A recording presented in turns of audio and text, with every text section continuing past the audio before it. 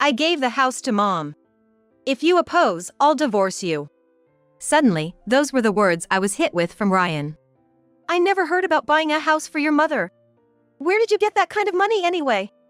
I asked, and Ryan just smirked. I'm selling your dad's vacation home. That'll get us $400,000. Selling my deceased father's beloved vacation home? How could he decide that on his own? I was furious. But then Ryan shouted either that or divorce. I felt my anger cooling down. Fine, got it. I won't let you or your family insult mine anymore. I muttered. Huh, so you're saying divorce is the only option? You okay with that? Ryan asked as if playing his trump card. But I firmly responded. You'll regret it, you know? I won't. With that, Ryan laughed loudly, looking all confident. However, just 2 months later, he would appear before me, looking like a shadow of his former self. My name is Catherine Miller, 50 years old. I got married at 45, and it felt like a miracle at the time. After all, I was quite plain-looking, not particularly outgoing, and generally unnoticeable. I met my husband Ryan at our workplace. I worked in the accounting department, and he had just transferred to the sales department. I had to visit the sales department due to an invoice error. Ryan Miller, who was 32 at the time, corrected the mistake without any fuss, saying, "Oops." He then looked at me and laughed innocently. You're pretty kind, Miss Taylor. The other accountants scolded me pretty hard the other day. My maiden name was Taylor.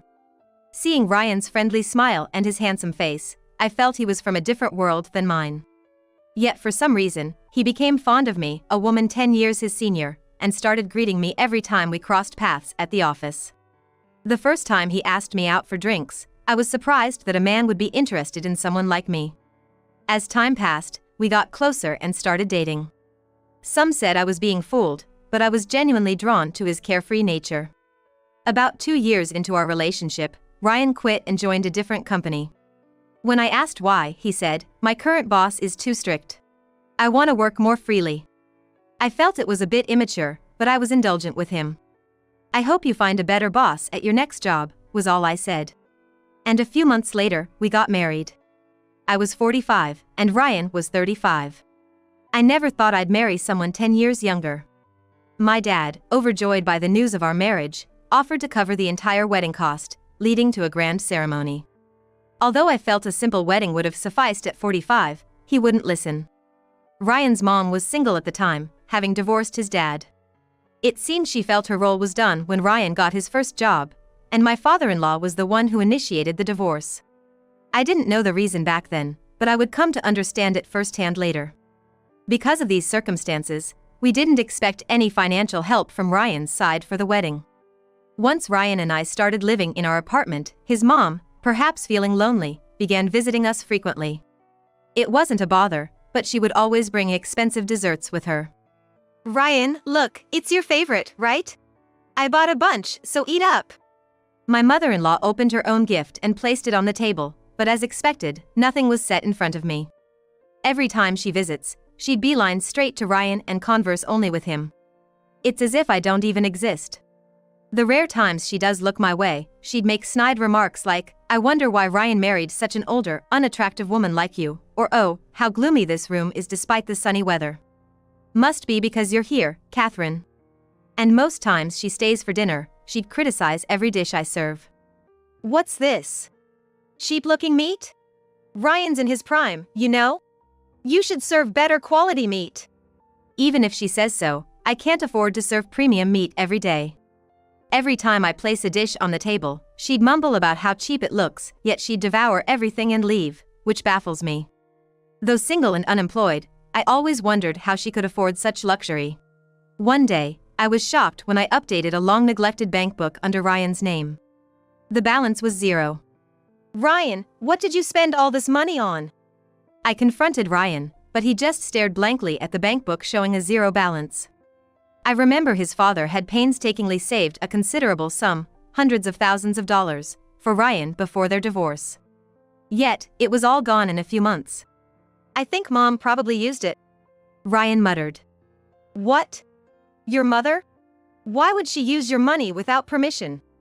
I exclaimed, and he just sighed deeply. Well, maybe she's struggling for money since she's single. No way. Regardless, she spent way too much.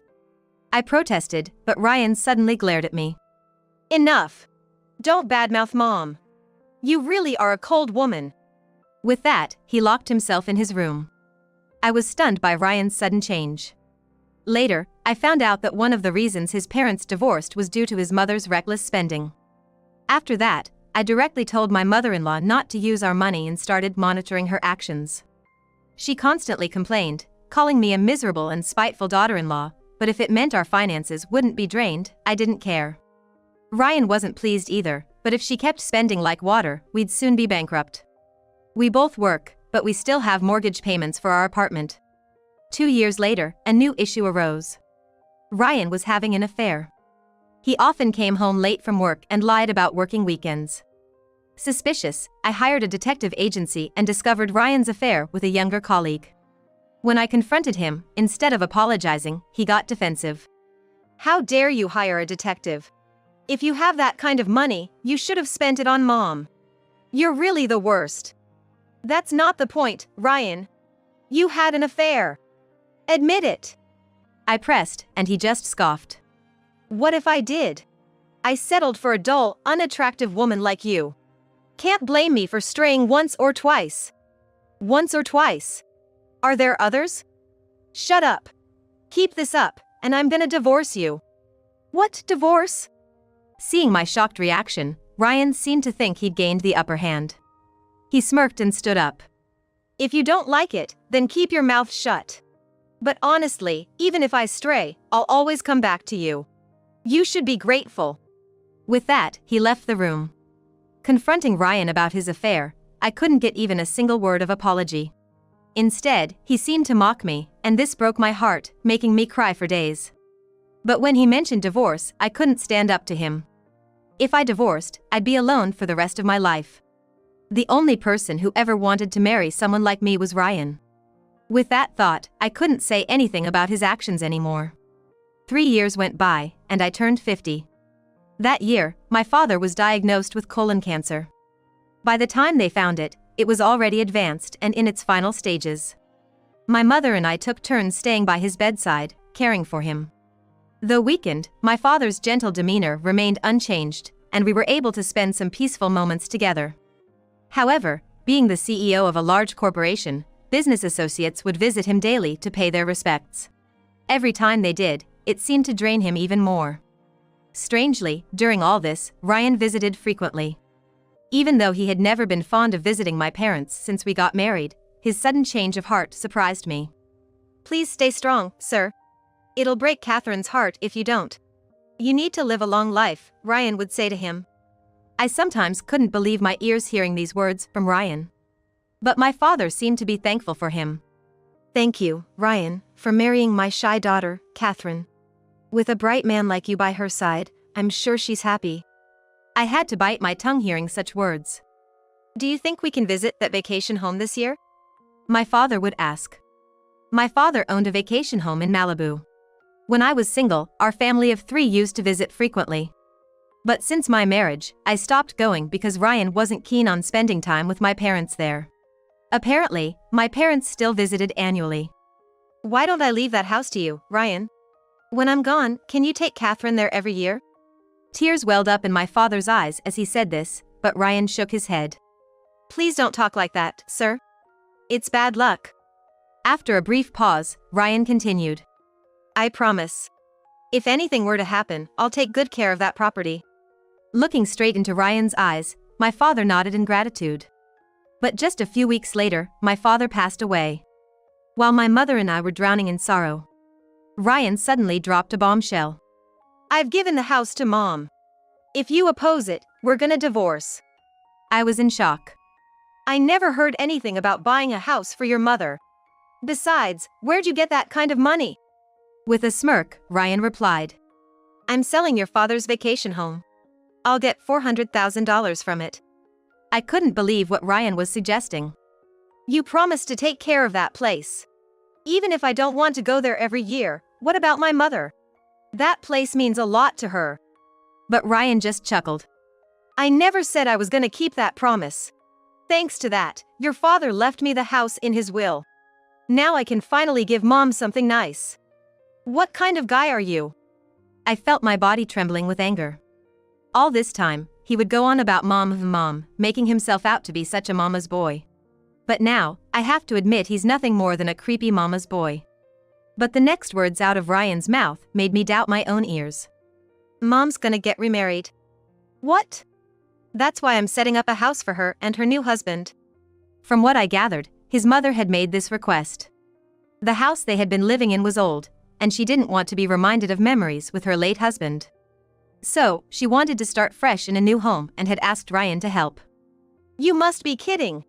Why do we have to provide a home for your mother and her new husband? In near hysteria, I retorted. But Ryan was deaf to my objections. That's what you call respecting your parents. I felt my blood run cold. All right, I get it. I won't tolerate any more insults from you or your family. I muttered to myself. Well then, looks like we got no choice but to divorce, huh? You okay with that? Ryan said, playing what seemed like his trump card. But I firmly declared. That's fine, but you'll regret it. At my words, a surprised expression crossed Ryan's face for a moment. But he quickly reverted to his insolent grin. Don't think so. He laughed heartily. Don't act so tough. It's not an act. I'm done being manipulated by you and your mother. The condo is in your name, so good luck with the remaining mortgage payments. I'm moving out. I said, and within a few days, I packed up and left the condo. 2 months after our divorce was finalized. And thanks to the inheritance from my father, I had no issues relocating and settling into a new place. Although I rented, the apartment was spacious enough for one. Just as I was getting accustomed to my new surroundings, Ryan showed up at my door. Catherine! I've been looking everywhere for you. It had been a while since I saw Ryan, and he looked worn out, sweating profusely. What do you want? We have no ties anymore. Before I could stop him, he barged into my apartment, shouting. Where did you hide your father's will? Saying that, Ryan started searching around my room. Hey, don't just barge in and make a mess. I'll call the cops. Your dad wrote a will right in front of me, didn't he? Saying he'd leave me that vacation house in Malibu. I can't find that will anywhere. Oh, that will? I've discarded it. What? Ryan lunged at me, growling. What the hell did you do? I didn't destroy it, my father did. What do you mean? While battling a severe illness, my father had painstakingly written that will. But after Ryan left, I had revealed everything that Ryan and my mother-in-law had done to him. Turns out, Ryan had been cheating all the time, and my mother-in-law had been spending money recklessly, even using up all of Ryan's bank savings. Moreover, they'd frequently been asking us for money.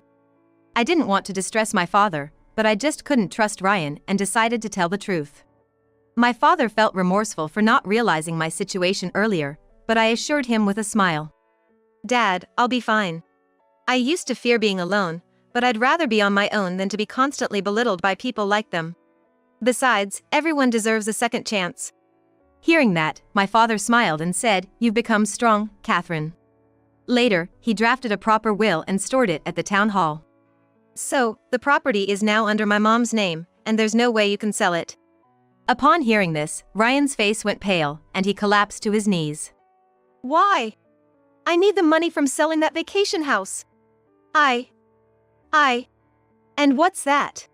For the house you were gonna buy for your mother? Then earn the money yourself. And if you're going to buy a new $400,000 house while still paying off the mortgage for the condo, well, you're such a devoted son, aren't you? It's truly admirable. When I mentioned this, Ryan mumbled in a low voice. I can't even afford the mortgage for my own condo. What? I asked again, but Ryan remained silent. I had seen this coming ever since we'd decided to divorce.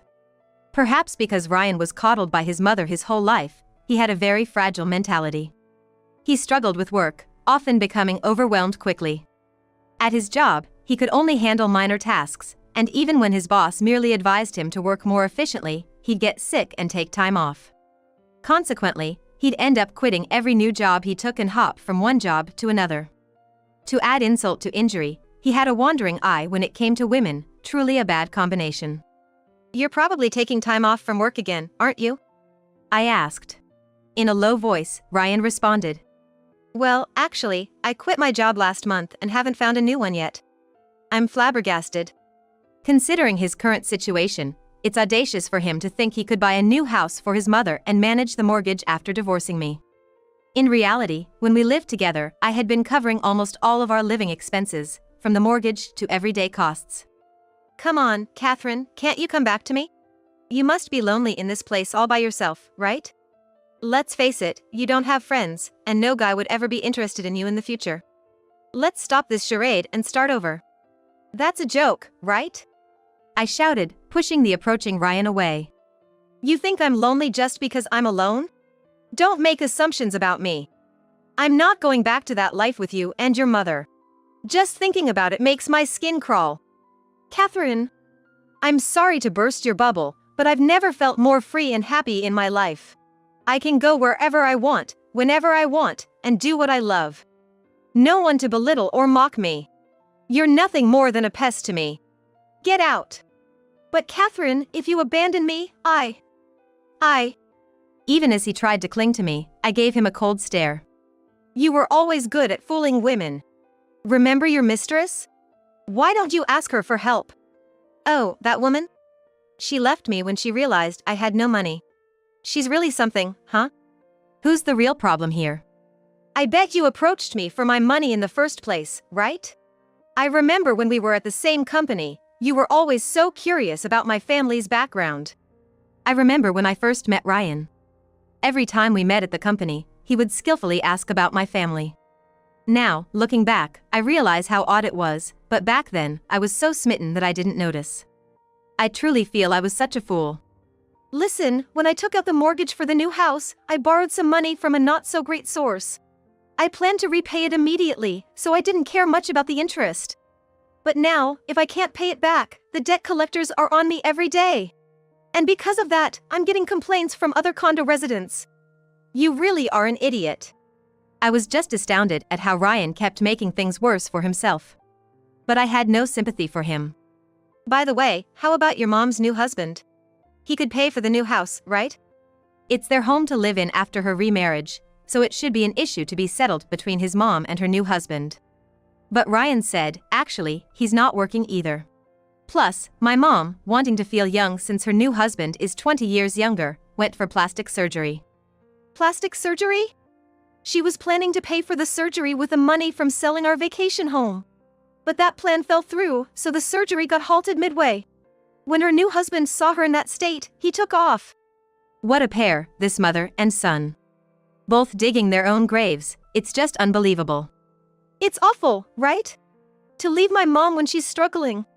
Your mom has her own problems, choosing such a man. Planning to live in a house someone else built, and he's not even working.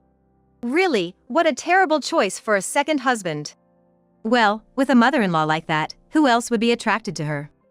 As I was internally shaking my head, someone appeared at my house. It was my mother-in-law, her face wrapped in bandages. She entered without asking, approaching me aggressively. Catherine, you're not planning to abandon my son, are you?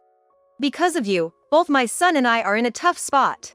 You better sell that vacation home and give us the money. What happened to your face? Huh? Because you've been so stingy and not selling the vacation home, my nose surgery got halted. That doctor, once he realized there was no money, just skipped town on me. What? How could this happen? So she got duped by that doctor too? Just disappearing once he realized she couldn't pay? I want to get my face fixed by another doctor, but I have no money and don't know what to do. Hey, Catherine. It's your responsibility to help us out. You inherited a good amount of money, didn't you? Hand it over to us. Faced with such an outrageous demand, I was in shock. Enough of this. Are you trying to extort me? If you keep this up, I'll call the police on you for trespassing and threats. My raised voice startled my bandaged mother-in-law, making her flinch. How dare you yell at an elderly woman in her frail state? You're such a disgraceful daughter-in-law. I couldn't believe she still thought of my place as hers. Listen. I have no intention of ever dealing with money grubbers like you. You and your failed excuse of a son there have no choice but to live with the massive debt you've accumulated. If you think someone else is gonna clean up the mess you've made, you're sorely mistaken. And by the way, as I spoke, she looked at me fearfully. What is it? I have proof of Ryan cheating on me. During our marriage, I was the one who suffered mentally. I haven't forgiven him for that. I'm gonna sue both of you and take you for all you're worth, so be prepared. Hearing this, both of their faces turned pale. I pointed to the door, addressing both of them. If you get it, then stay away from me for good. If you try to approach me again, I'll call the police. With that, both Ryan and my mother-in-law, scared out of their wits, hurriedly left through the front door. I later found out that Ryan and his mother had to give up their new home.